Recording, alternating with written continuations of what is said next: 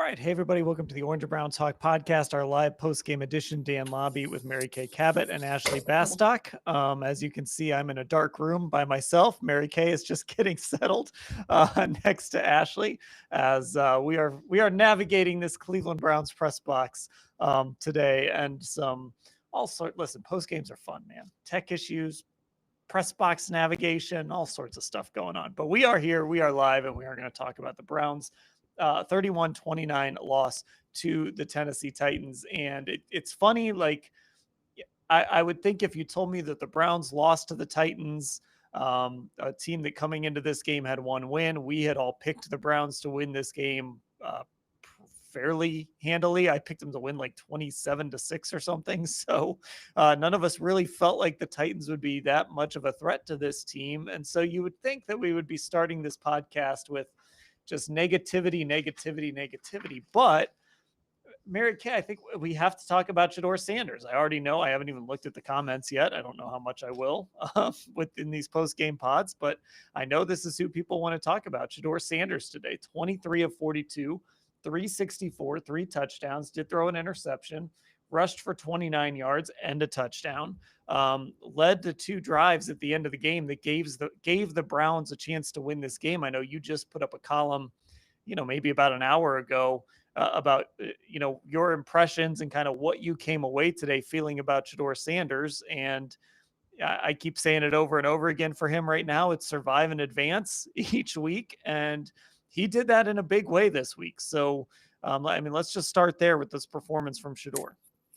That's right. I really feel like he bolstered his case. What's happening right now with the Cleveland Browns? They are auditioning Shedeur Sanders for the starting job. That's what's going on here. He's going to have 4 more games to do that. This was his 3rd start. And each week, he's done some good things, he's done some bad things, but I really thought he passed a lot of tests today. And I thought there were a number of green flags today. Coming back at the end of the game, that's what you want your quarterback to be able to do. He also did that in his very first appearance when he replaced Dylan Gabriel. So I really do think that he showed a lot of grit, a lot of moxie in coming back on those last 2 touchdown drives with 4:27 left in the game. He scrambled for a 7-yard TD. And then he threw a 7-yard TD to Harold Fannin with 1:03 left in the game. Now, they didn't have a chance to tie the game because they blew it on both of the 2-point conversions on those touchdowns. Okay, both of them failed. That was really bad. On the first one, Shedeur fumbled the snap from Luke Whippler, backup center. Ethan Posich out for the season, probably with a ruptured Achilles. And then on the second one, Quinshon Judkins missed his very quick, short window of an opportunity to pitch the ball to Gage Larverdin. There was a miscommunication there. We don't know exactly what happened. But the point is, Shedeur put them in position to win the football game. Should he have been taken off the field on that final 2-point try? We will never know what might have happened had he had that opportunity, but he had the hot hand. He had gone 9 of 10 for 109 yards on those last 2 drives. So you would think in that moment that you would give him a chance to do that. And I don't know what the thinking was. Was it because he fumbled on the first one? I don't know what exactly they were thinking there. Once again, we will have to wait all the way until Thursday to ask Tommy Rees about that. But Shedeur Sanders showed enough to have the Browns thinking right now, could he possibly be the guy?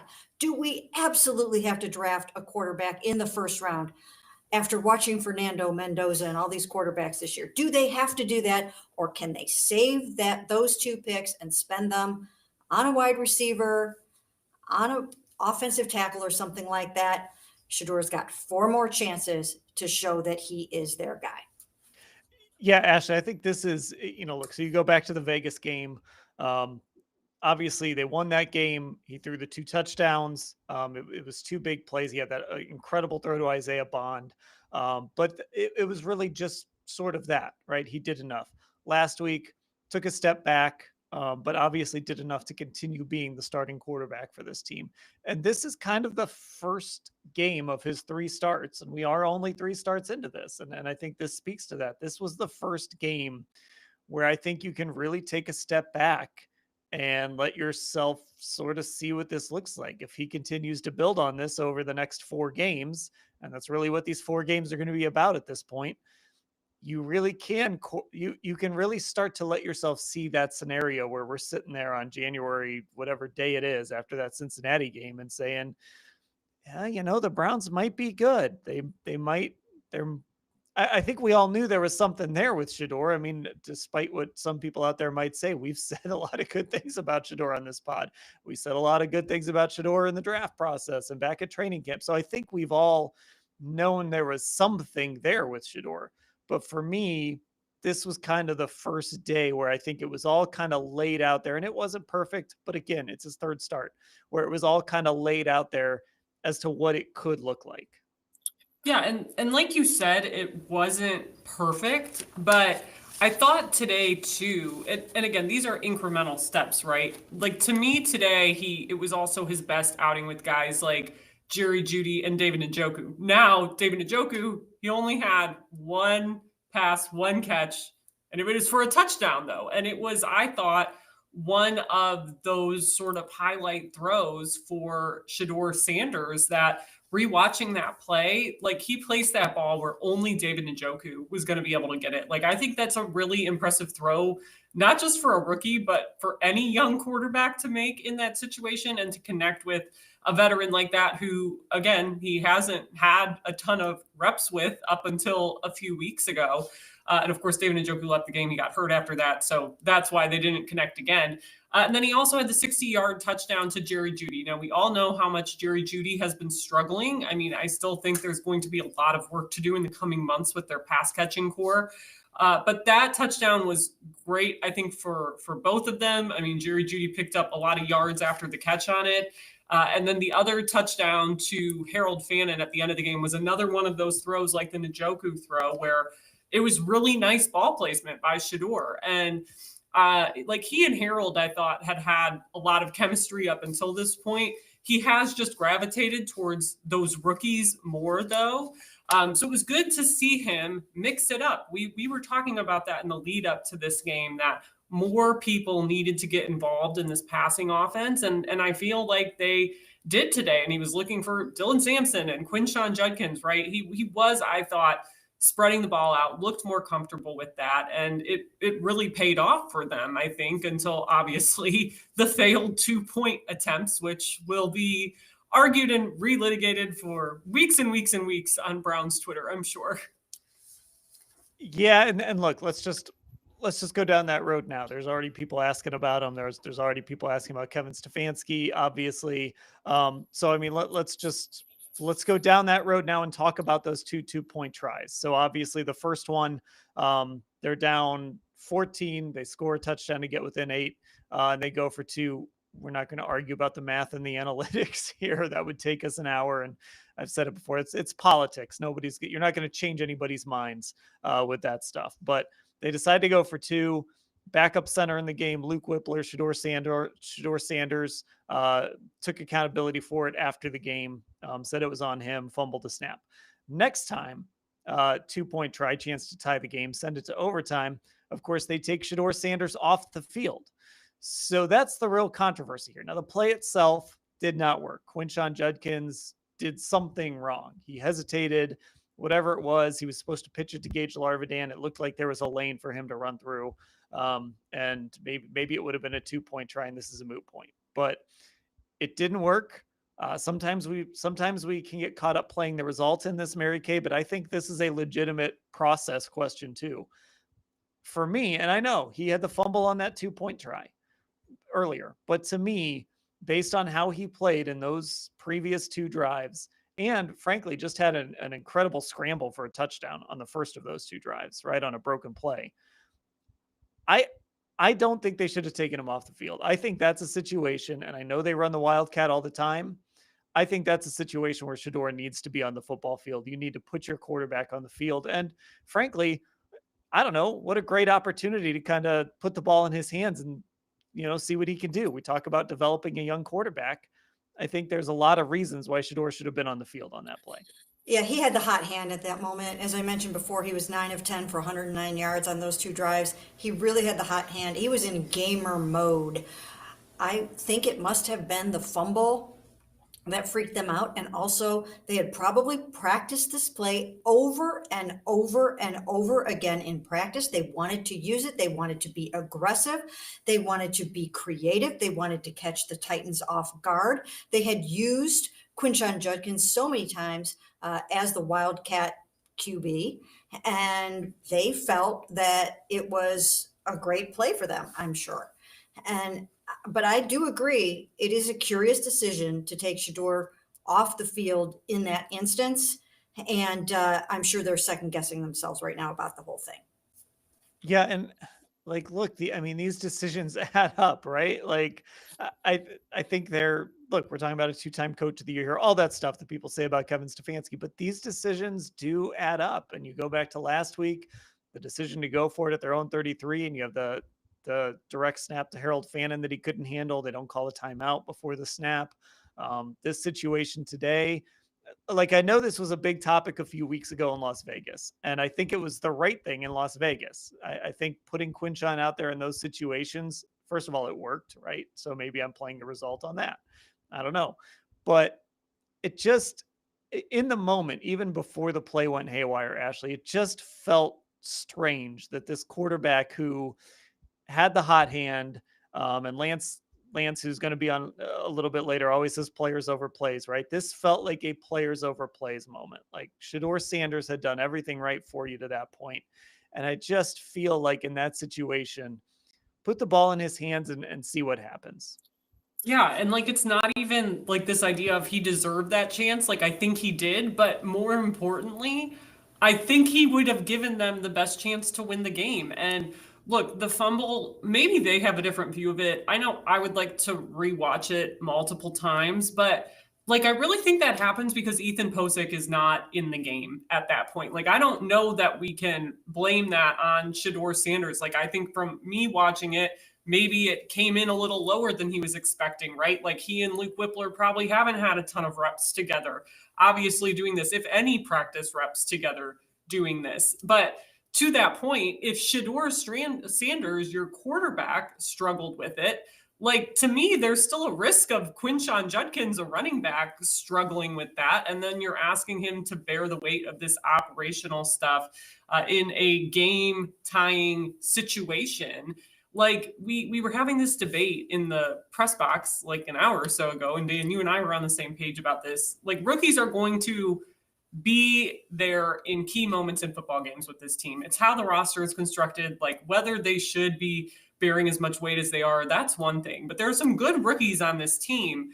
But for me, it's like, why are you trying to get cute in that situation when Shador Sanders has spent months and months and months and you've been developing him to handle this operational sort of stuff? Why are you then putting a rookie running back who never really has to deal with that stuff other than when you're running these wildcat plays and Friday practices or whatever? We know guys talked about they run them every week. They ran this on Friday. Like we know that much about this play.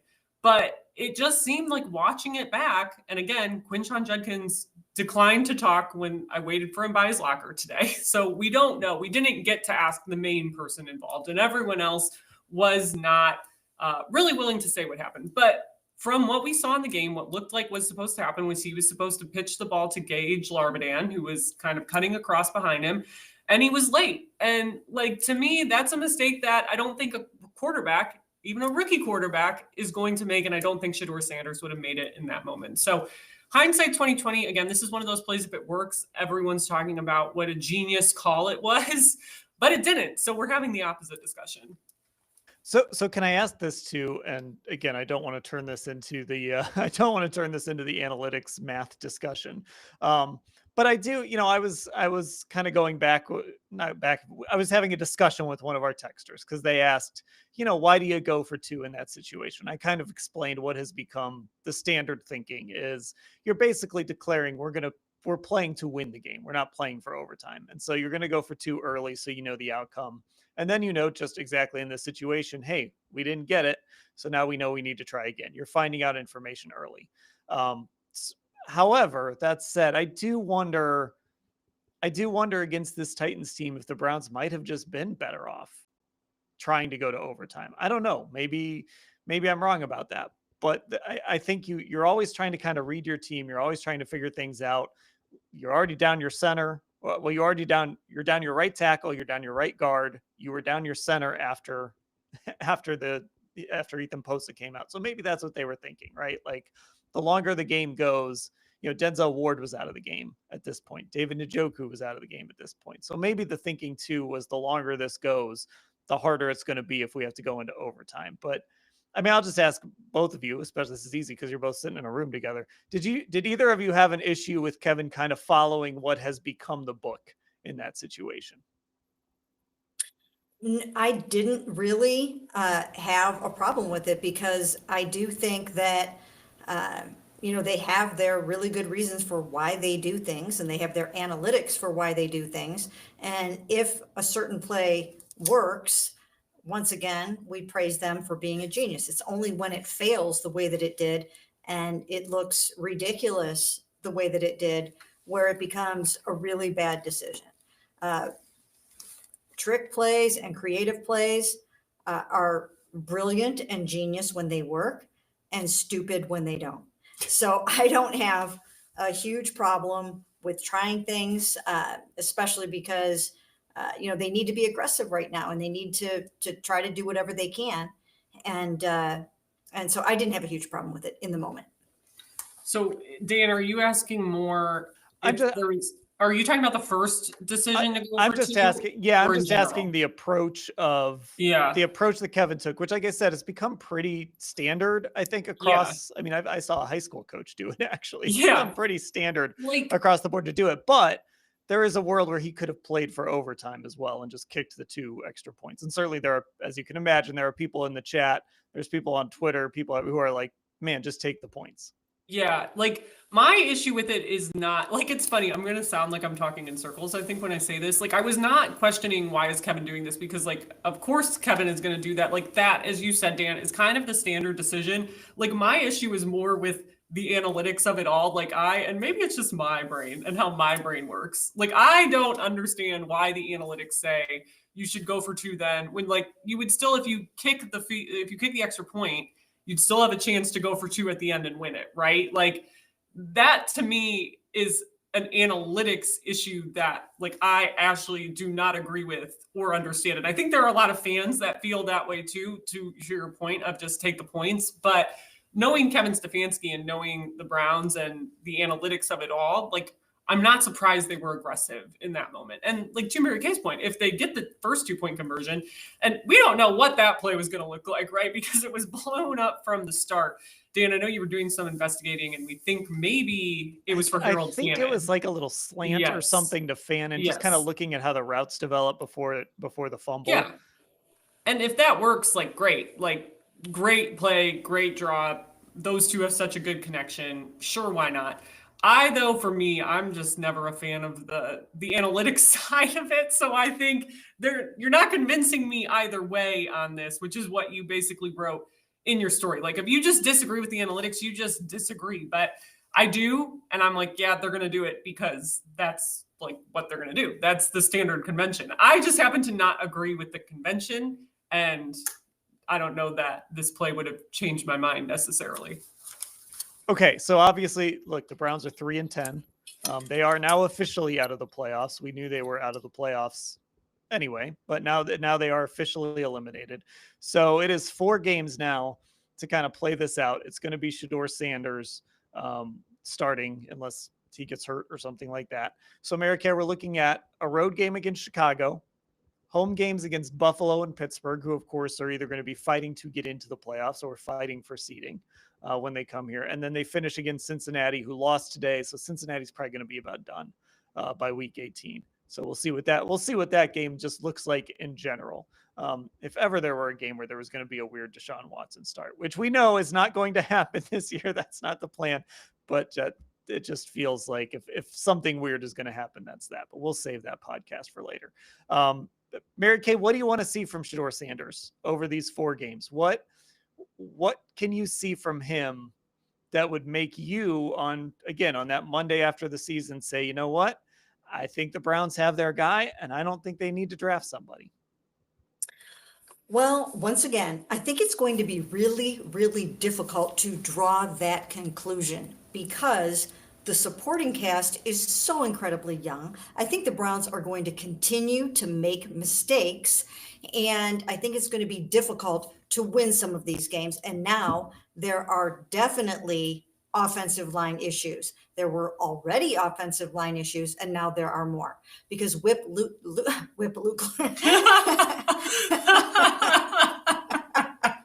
I like that. I like that name better. honestly. Whippler. It's late and we're tired. Luke Whippler is now the starting center for the rest of the season. And these guys have got to get their snap exchange down, and those guys have to figure things out. So I do think it's going to be difficult, but I think Shedeur needs to continue to build on what he did today. He got the ball to his primary receivers, which he needs to do that. He patched things up with Jerry Jeudy, so those guys need to continue to build on that. And he needs to continue to show that he's a gamer, that he has moxie, that he has great accuracy, that he can fit the ball into tight windows. These are the traits that you want to see. It's not necessarily going to be a perfect situation where you've got this great film and you can see exactly what it's going to look like, because next year all of those rookies are going to grow up. They're going to be a year older.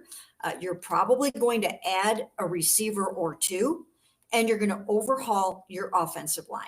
So you're not going to have a perfect idea of what it's going to look like if Shedeur Sanders were your starting quarterback, but I think you can count on those traits, and he has to continue to show that he's seeing the field, that he's understanding what is happening defensively in front of him, and that he can deliver the ball calmly in the face of pressure, which is one of the things that I'm most impressed about him, is that he can stand in the face of pressure, basically ignore the fact that he's going to get hit. And he got hit 14 times today, very hard, a bunch of those times as well.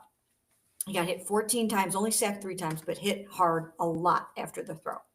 He's got guts. He can stand in there and he can calmly deliver the football where it's supposed to go. And I think those are things that the Browns are going to want to try to build on. Yeah, I mean, you can tell this is a guy that took a ton of hits in Colorado. Like, he's not fazed by it. So you see that every day. I will say the one thing that stands out is you can't make that one huge negative play, right? And that was that interception that he threw near the end of the third quarter. And I think the thing about that pick is on the series before, the Browns were backed up a little bit. They had a 3rd and 6 at the 27, and Shedeur scrambled out. And it felt like it was going to be a play like, he's trying to do too much. And he just threw the ball away and the Browns punted. And it was like, you know what? That was a really smart play. That's what you have to do sometimes. That's the NFL. And then it was the next series, he throws the interception, and that allows Tennessee, who was kind of dead in the water. Like the defense was not good today. I'm not going to sit here and pretend like the defense was awesome today, but they had at least settled in a little bit to that point. But that gave Tennessee a really short field. They end up scoring on the very first play. Terrible run defense to give up a 32-yard run. So it's that play, right? It's that play that he can't have. And it's his 3rd start, and he's trying to break some bad habits, and he's playing behind a makeshift offensive line. So, and he's a rookie. Those mistakes happen. But that's the area, Ashley, where if he is going to take that next step, you eliminate that play, and there haven't been, and we're seeing those plays, the number of plays like that go down and down each start. You eliminate a play like that, now you're really taking this thing to the next level.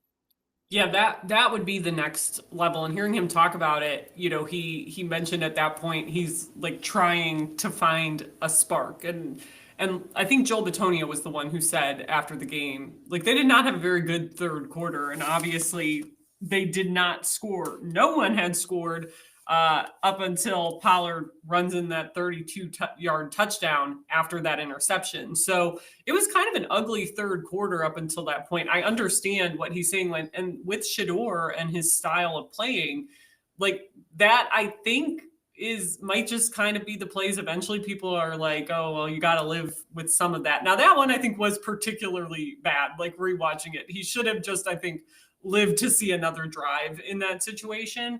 But when you have a quarterback that's going to look for explosive plays, and especially a young quarterback, sometimes the mistakes like that are going to happen, and you might have to live with a couple of them. In this case, though, obviously not ideal considering the Browns were winning up until that point. And it's obviously a play everyone would like to have back, knowing that. But I think, to your point, that's where some of these things need to be ironed out with him in terms of taking it really to that next level, because you have those great other explosive finds that he did fantastic without that one, especially. So that to me is the one area where, yeah, it would make a big difference. And look, the guy outplayed the number 1 overall pick in the draft today. Like, I don't think there's any debate about that. He was really good today. I mean, this was a great game from a rookie quarterback. And, you don't see games like this very often from guys in their third starts. So that's why we come away from this, I think, feeling positive about where Shador's at. And now we kind of move forward and see what he does against a Chicago team that is very opportunistic, but you can probably do some things against in the passing game. And then a couple of teams fighting for the playoffs here back at home. So it should be interesting. I'm going to let you guys go and let Lance come in, but are there any final thoughts from either of you before I do that?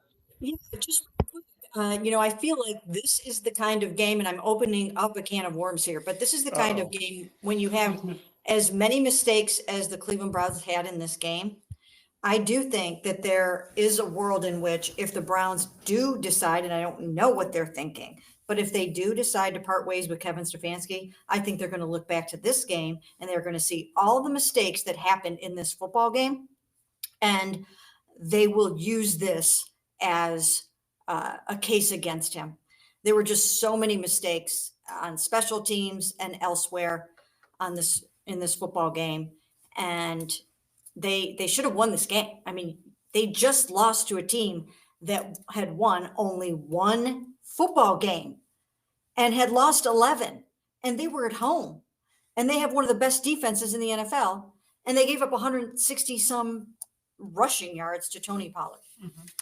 I mean, the Titans 161 to be exact, a career high for Tony. By the way, the first opening drive touchdown for the Titans all year, and I believe their first 100-yard rushing game all year, or at least their first 100-yard rusher, right? Second 100-yard rusher? It's their third. Okay. No, it's their third. I'm sorry. They've now run for 100 yards 3 times. Their previous high was 113 yards as a team against the Colts. And I believe the second time they played the Colts. Yeah. But it was like the Titans are a really bad rushing team. I wrote 2 stories about it. They were ranked like 31st and I want to say 28th in yards per play. And they let Tony Pollard average 6.4 yards per carry today. Now, it helps that he had a 65-yard carry and a 32-yard carry. But the Titans as a team still averaged 5.3 yards per carry. You cannot let the Tennessee Titans have a game like this against you on the ground. No, and I think that because of all these things that we're talking about, including, once again, the special teams mistakes, the big kickoff return on the very first kickoff of the game, the opening kickoff, a 41-yard kickoff return, when they knew that was the number one thing that they had to not do in this game, probably was not let up those DK returns. And what did they do? Opening kickoff, 41-yard return. It set up the Titans' first touchdown. I mean, that return right there can cost you the game. But there were so many mistakes. I just think that if the Browns are looking for a reason to make a change, they will look back to this game and say, we lost to the 1-11 Titans at home with the number 2 ranked defense in the NFL. And I just have to wonder if this isn't going to be the game. No, and I think you're right. This feels like the start to the, or it could be the start to the end, I should say. And we will see. We'll see what decisions the Browns make over the next few weeks here. But yeah, this is, if we're sitting there talking about a coaching change the day after the Bengals game, we're going to look back to the Jets game. We're going to look back to the decisions last week against the 49ers. And we're going to look to some of the decisions today. And we're going to say that's kind of when it started. You got a bunch of rookies. There's some things that, I know expectations were low, but you've got to you've got to make good decisions and you've got to play clean football and all of that stuff. So we'll see where that goes. I know there's a lot of people in our YouTube comments who are not happy with Kevin Stefanski right now. So I don't blame them. Sorry, I dropped that bomb at the end of us walking out. By the way, but I just think it's important for us to address. No, you're right. You're right. That notion. And, I have opinions on this, which we can get into as we do our podcasts throughout the week, and we will have more thoughts on this. But, I just think that this could be a nail in the coffin if a change is made.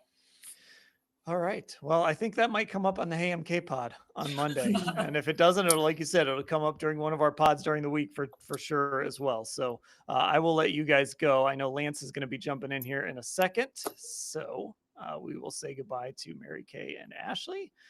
And all right. So I am waiting for Lance, and he literally just jumped in the room as I let them go. So there he is right there, getting his camera right.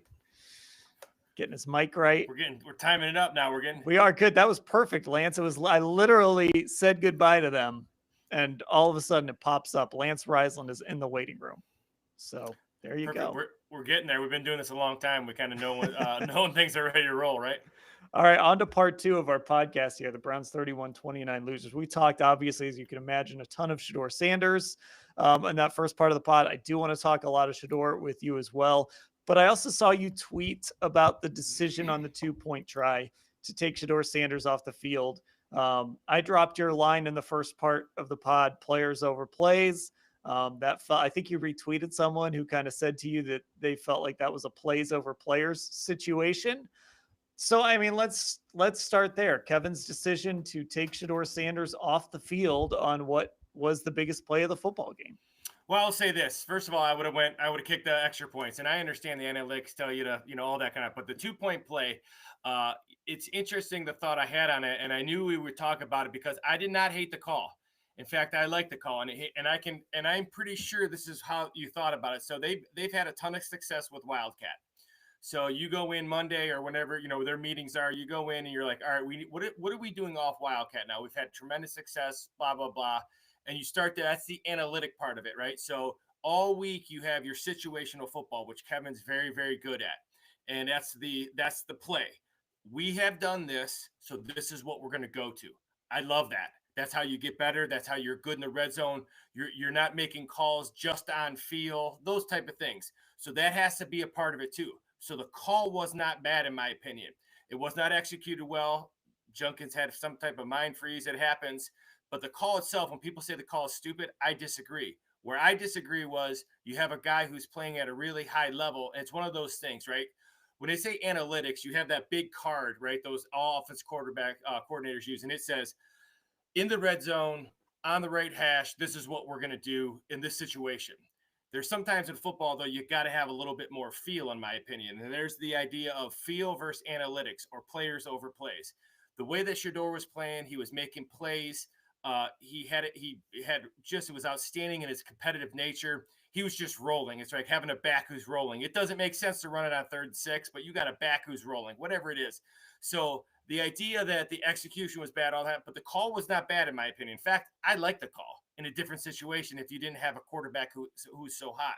But that's when feel's got to come into it, Dan. And that's what I think the Browns have lacked with their play calling, and Kevin and Tommy, is that they work really hard at what they do, and you can see it because they're setting up plays. So if you look at it, we sit here all the time and say, hey, we want to see the Browns set up plays. They set up the play. They had great success with the Wildcat. That was a play off the Wildcat. If it works, everybody goes, look how great that play was. But for me, it was they didn't get to a guy who's the hottest, right? So for me, I'm finding a way in that situation. I'm giving the ball to Shedeur, and I'm finding Fannin. And I'm going to make it, and I'm going to Cooper Kupp it. And I'm coming off the field and saying, Coach, this is what I'm going to. Give me your best play because we're going to Fannin because he's hot and I'm hot. That's just how I think. That's where, that's as coaches, we almost get too smart for ourselves. Give it to your guys who are rolling, and you live and die with it. That's all. Yeah, and I just think this idea. We were talking about this in the media room a little bit before we came on. A few other Browns writers, the folks on this pod, all that stuff. So, if you think about it, you're taking your quarterback off the field, right? And so, like last week, when it was Harold Fannin taking that direct snap, right? And the subs aren't coming in on time. And, Wyatt Teller thinks he's running on and then he's off and then he's on. And Cam Robinson is lined up in the wrong spot. And you're putting Harold Fannin in this position where he's got to come up to the line and run a play. And he says on a Monday Zoom, I should have called timeout. Well, that's a lot to ask for a rookie tight end, right? Yeah, that's a tough one. And I feel like in this situation, there are some operational issues there because you're taking your quarterback off the field and you're basically asking, right? Like Quinshon Judkins probably called that play in the huddle. Like he had to handle a lot of that stuff. And you're asking him to do something, even though they have run the Wildcat and the direct snap stuff a lot this year. You're asking him to do something out of character. And right, you're asking him to do more than a running back usually has to do. And so you're putting him in a position where if one little thing goes wrong, a whole lot of other stuff can go wrong because he's not a quarterback. He's not trained to handle all of this stuff. Not that he had somebody in his headset, right? But he doesn't have anybody in his headset helping him out. He doesn't have all of that stuff. So I think operationally too, you're putting yourself in a position where you're setting yourself up to where things could just go wrong more often. Well, it's funny because I've had a bunch of people text me about the play and what happened, and I texted with Mary Kay, and there's a fine line between innovative and smart and just flat out stupid. And it's really funny in the game of football because though I look at it a little bit differently, Dan, because everything you're saying makes a ton of sense and everything you're saying is pretty true. But I will tell you, as a play caller for 22 years, I'm thinking to myself, we've had this set up all week. We know that they worked on power. We know they worked on that. I'll add this, and just so everyone out there listening understands too, like guys were telling us they've been working that play since training camp. Yeah. So you get, and as a coach, you start to, especially Kevin and Tommy Reese, they're very analytical on how they handle things. So they're thinking, we've done this for so long. And where I separate myself as a play caller is sometimes we just overthink it. And for there, I'm thinking the best player on my team right now is Shedeur Sanders, and my best receiver is Harold Fannin. And that, even on that drive sometimes, and I know where that fine line comes in because once again, if it works, everybody goes, that was brilliant. They've been running Wildcat. That was brilliant call, simple scheme. They set it up the weeks before. We've been asking for it set up. Or you get that's stupid, don't get cute. The fine line between cute and stupid, I think I told Mary Kay, is really, really, and I've been on both sides where, wow, that was a creative play too. Why would you just not hand the ball off? Like when the Browns had Nick Chubb and you get a penalty, the ball's on the one. Give it to Nick Chubb. Okay, they stop him, great, but that's your best option. I just think that was all the things that people are saying and everything you just said, I'm like, that's absolutely right. But all the things they're saying, my biggest complaint about the 2-point play was just that the guys who were hot, when they, that's that feel, right? You were down, you were getting your butt kicked, everybody's talking this, and all of a sudden you're back in it. All of a sudden you're rolling, and two of the reasons you're rolling is Harold Fannin, but especially Shedeur Sanders.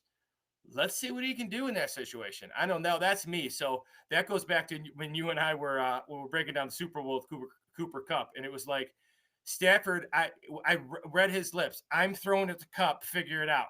Like, so if he gave him a bad play, great. We're still throwing it to him. I don't know. That's just kind of the feel that I feel like Kevin back in 21 when they were incredible in the red zone. He was so good at that, and that's really been a struggle the last couple of years. Just that feel. All right, it does. This is not what we should do. In fact, we should do this because this is what the numbers say. We should go for 2 on the previous touchdown because that's what analytics say. Kick the extra point, kick the second extra point, and go play in overtime. If you're going to do the 2-point play, give it to your best players on that day. That would be my only complaint. But once again, it's lonely on top, and you got to make those decisions, and that's why people get paid big money, and that's why you get hired to get fired. And I'm okay with the call. I just didn't like it that the best players didn't have it. I do want to add one thing. Somebody very astutely pointed this out in the comment. It's since has scrolled past me, and I can't find it again. But somebody did point out Judkins wasn't even in training camp. So like if they were repping this all the way back in camp, Judkins would not have been involved. And they did run. I mean, they mentioned that they ran some plays like this against the Eagles in those joint practices. Like, yes, they were repping these trick plays in practices. We technically aren't allowed to report on them as they're happening, but we did see some plays like this during these practices. So, but yeah, that's another good point by our guy in the YouTube comment there, that when they were repping this in camp, Judkins wasn't there. So, but it's also been what week are we? I don't even remember what week we're in. 14, week Yeah, 14 or something. we're up there. I 13. don't ask. I'm not I don't know. mathing. I'm not mathing tonight. It's getting Yeah, long, Lance. I'm with you. No, I'm with you. You know, and like you said, it was fun. It's just, it's so when things are going poorly, this is what happens. Everybody can question everything on a much lower level. I've been there, and it's really really tough. And sometimes when things are really really tough, and once again, it's a couple people sent it to me today. You say all the time, players over plays. I probably got 50 mentions on that, and that's right. And for me in that situation, things are pressed. Put it on the players. If you know, put it on the players. Put it on the guys who are hot right now. And I don't know. That's what happens when you're not all on the same page and alignment's not right from top to bottom. It's just everybody questions themselves. Once again, I didn't hate the call. People want me to hate the call. I don't hate the call. I hate who didn't have it, and I hate the execution. Okay, let's talk Shador. 364 yards passing, a fantastic football game today. 3 touchdowns, throwing, ran for 1, led two drives that could have potentially won the game. Brought him right back into it. So overall, what did you think of Shador's game today? Well, the first thing is I want to say is that this is not a comparison to Dylan, which is really, really nice. And it's not Dylan being compared to Shador. This is good football play. And I thought he played really, really well. Now, you can see, and I remember you asking me on Thursday, what would be a good thing for you, Lance, if you saw Shador play? And I remember telling you it's just the balance and rhythm. And I think you can see that now because he's having a lot less of the happy feet and a lot more of the active feet. And people say, what does that mean? Well, you always want to be on the balls of your feet as a quarterback. You don't ever be flat-footed, but you don't also want to be active when you don't have to be active, when there's no pressure or you don't need to move the pocket, which is something that he's done less and less over the last couple of weeks, which tells you he's working on his craft during practice. So you saw the throws today, the really good throws, and he had a bunch of them. But all those throws are really in rhythm. I can't wait to watch the all 22 and see the depth of his drops, see the straight line of his drops, because I guarantee you they were better because his footwork married with the throw. And you can see that rhythm. It's like a dance. 3, 5, and 7-step drops out of a shotgun. It's a dance. And what I mean by that, there's no herky jerkiness. He's not stopping and moving. And when he did move, it was productive movement within the pocket. I call it Dan Marino movement because I'm old. But, you know, the idea of you're not moving to run, but you still have great feet. And I thought he had some great feet. And then he made some really nice throws. And he brought them back when they were for dead. And, you know, once again, and I say this with all honesty, the Browns, they got really good quarterback play today. And I think that's important for whoever it is. And the thought should be, all right, you got really good quarterback play. What's next? Is this a guy who can do it? Because I think he's kind of leaning like that towards me because I think his personality kind of leads to that, right? The situation all day was not too big for him.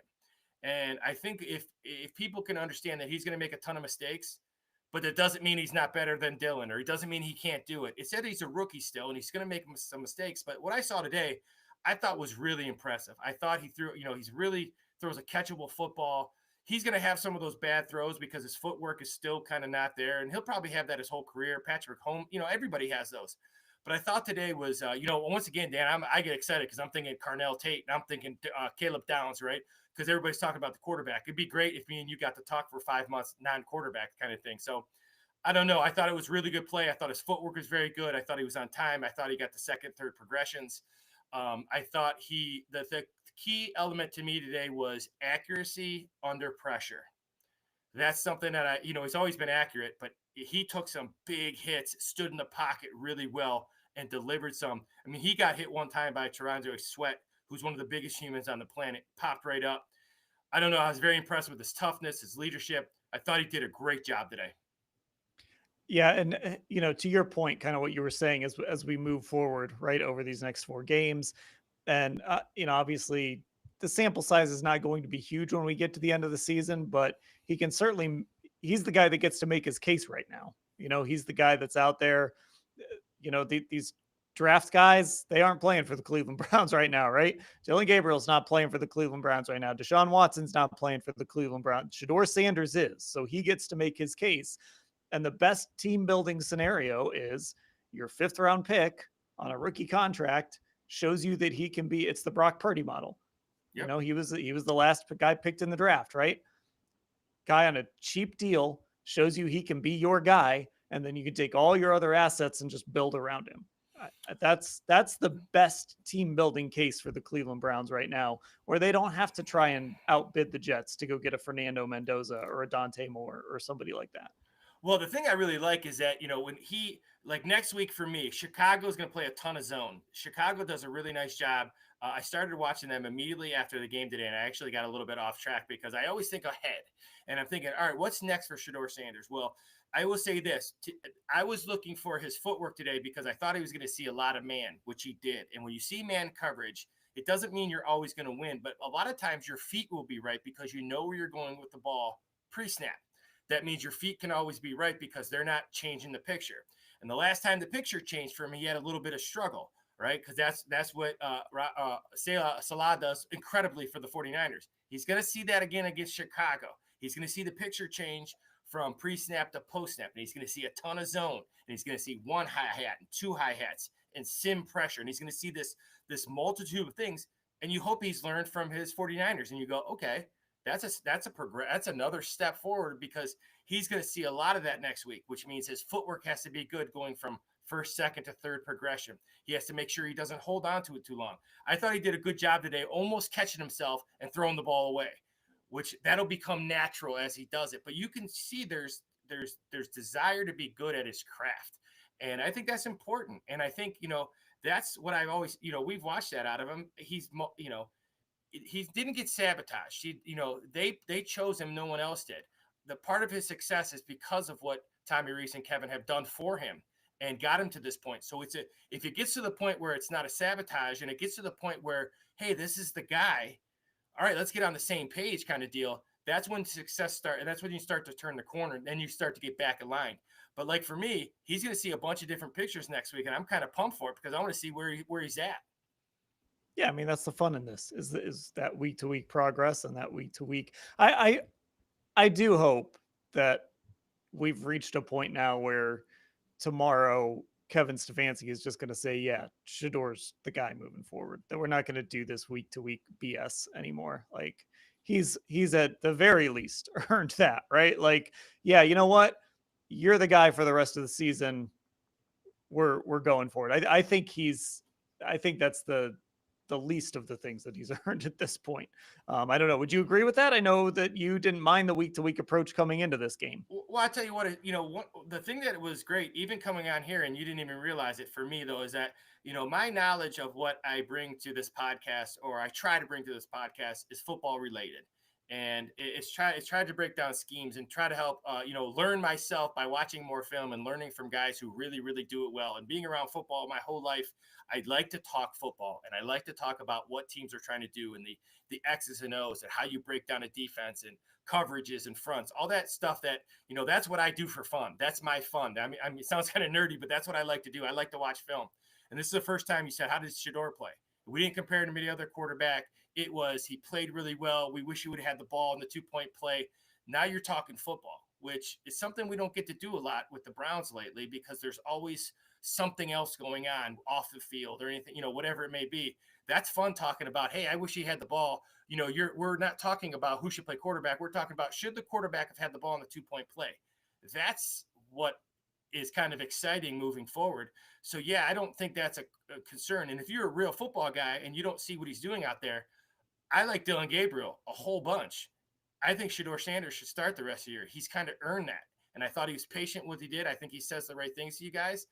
Let's see what he can do. He's earned it. Let's go. And let's take that out of the equation so we can talk, hey, he missed it in cover 2, or he's not seeing the linebackers, or his footwork is terrible.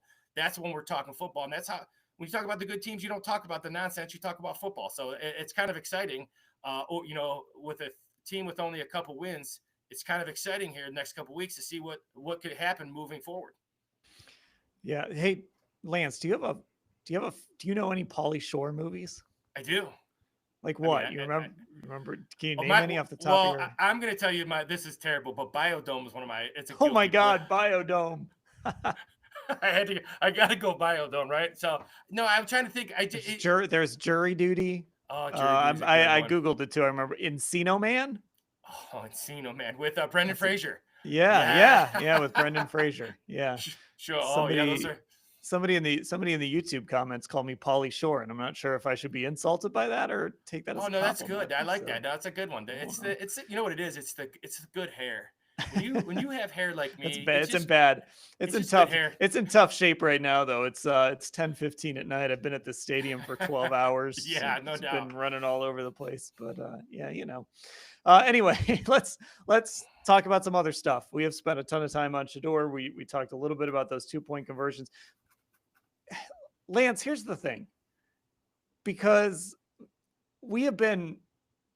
I said this off the top of the pod. You would think you would start a podcast where the Browns lost to the 1-11 Titans negatively, right? Like, oh my God, what happened? Like, what's wrong with this football team?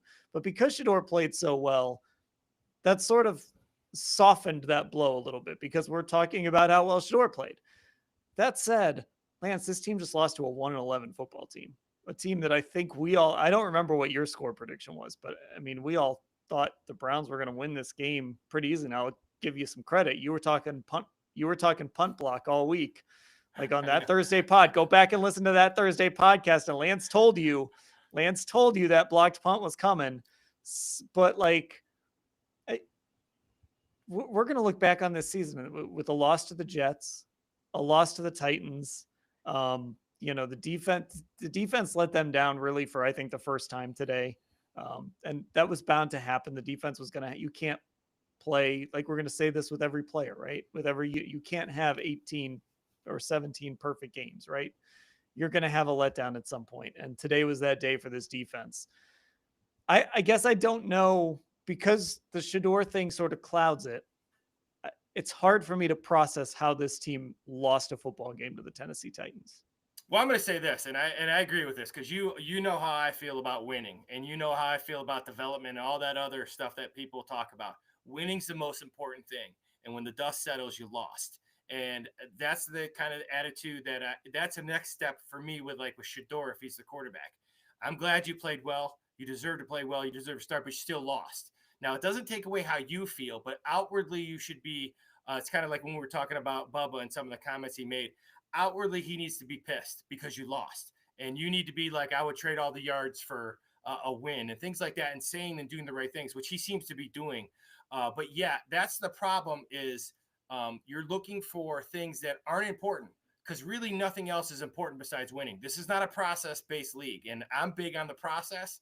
I'm big on things. That's why I thought Dylan would be more successful than he was, because he can process information. But this is a results-based business, and they're not getting the results. And when winning isn't the most important thing, and it's it's kind of like Manny played well.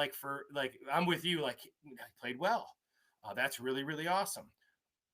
But I talked with you on Thursday about they can't give up big kick return. They do it on the opening thing, and be very, very careful, because the worst mismatch besides the Browns defense against the Titans offense is the punt team of the Browns versus the punt rush team of the Titans, and they block a punt. That's frustrating. And you're right, because if I'm saying it, those guys are, and I don't care what anybody said, those guys are a lot smarter than I am. These guys do it for a living. And that's what so they knew it as well, and yet it still happened. That's what's really frustrating about this team. Even though they're making some progress forward, when you're a bad football team, you win on special teams. They're not even doing that. And I don't think that was a great, Notre Dame, like, wow, Coach Riz knows what he's talking about. That was, they stink and they're trying to win on special teams. I've been there where I have a team that stinks and I'm like, well, we're going to block a punt, because you win 80% of the time when you block a punt. I don't know. That's just kind of basic normal logic at all levels of football. And they seem to just be missing that. But you're right. We all are focusing on the wrong thing. Congratulations to that young man playing well under a lot of adversity, but they still lost. Yeah, I mean, like, I wouldn't say we're focusing on the wrong thing. I don't think that's fair to Shador, because he played awesome, right? Yeah. Like, that's part of the story. But we're I'm looking on my timer here. We're at 57 minutes into this pod, and a ton of it has been, man, Shador played great, and we haven't. And we did talk about the 2 points. We did talk about the mistakes, the decisions Stefanski made, things like that. But it is sort of glossing over some of the really bad reasons they lost, and special teams, right? That's huge. I mean, I actually tweeted this during the game, because they learned their lesson very quickly. they let DK return that first kick, and he got it near midfield. And look, the Titans score their first opening drive touchdown all season. And then somebody got in Bubba's ear or something, and they didn't let DK return a kick the rest of the day. So it's stuff like that. Like if you would have told me, how do the Titans win this football game? Well, DK is one of the guys that can beat you because your special team stinks and he's a great returner and he gets a great return to start the game. You were saying on Thursday, well, they go after punts like crazy. And so they could block a punt, and you've had punts blocked this year. And lo and behold, they block a punt. I mean, that is the stuff that people should be frustrated about because, like you said, you know, I respect the heck out of what you do and what you say on our pods every week. These guys are sitting in that building in Berea 100+ hours a week watching this film and going over this stuff over and over. Like, Yeah, we can't get to that level. correct. We don't have the time to get to Correct. that level. That's what's frustrating. It's just these things that were so obvious still came back to bite them. Well, you know, it was funny because I let the kickoff go. I'm like, yeah, blah, it was a good move. He made a good move. But then the punt, I was like, and my wife was actually out because she listened to the pod on Thursday, and my wife was actually out, and she texted me when they blocked the punt because I told her, she said to me, she goes, if they block a punt this week, she goes, how do you know they're going to block a punt? And I was telling her, I said, when you're not good, blah, blah, blah. I'm going through the whole thing that you and I talked about. And then she's in their car and she's like, and they were like, so the girl's like, I can't believe they blocked the punt. And she just texts me. She's like, OMG, how did they block a punt? She goes, if you knew it, how did they not know it, kind of deal? So yeah, that's the frustrating part.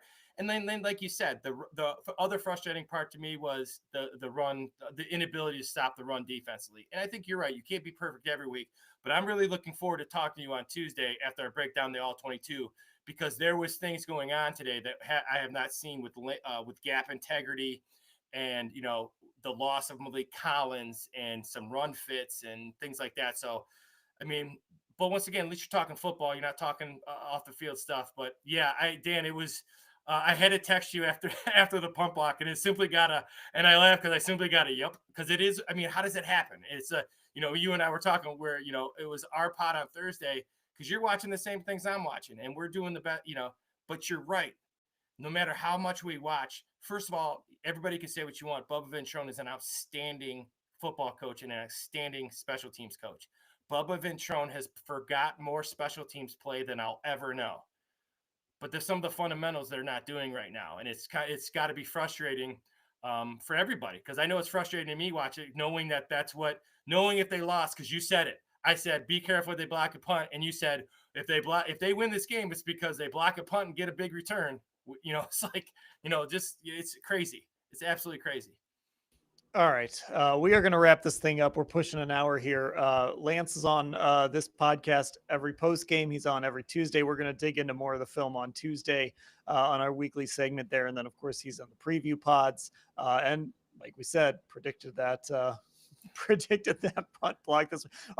My guy, Nate Ulrich, sits a couple seats down from me. He works for the Beacon Journal. And as soon as he listens to the pod, and as soon as that blocked punt happened, he's like, Lance told you that was coming. So, you know why? And it's funny because, you know, when you have a struggling football team like the Titans do, you go into those meetings and you're like, all right, we're not very good. Where can we win? Where's our win? And that was their win. And they went out and did what they had to do because that was their one win. And that's, like you said, that's so frustrating because that was really the only way they could do it. And it just killed them. Big kick return to start and then a punt block. Crazy. Yeah. Wild. All right. We're going to wrap things up here on the Orange and Brown Talk podcast. Hey, shout out to our former coworker Hayden Grove sang the national anthem today. Absolutely killed it. Good for him. Got to see sound amazing. I bet he was awesome. Yeah, I bet. Just like you'd expect. Got to see my daughter's marching band at halftime. Saw that tweet. It was like, bring your daughter to work day. That was a great. I didn't actually line. see her because I'm up in the press box. I didn't get a chance to. They like usher him in and usher him out, so I didn't get a chance to go down and find her. But yeah, that's awesome. Good for you. That's awesome stuff.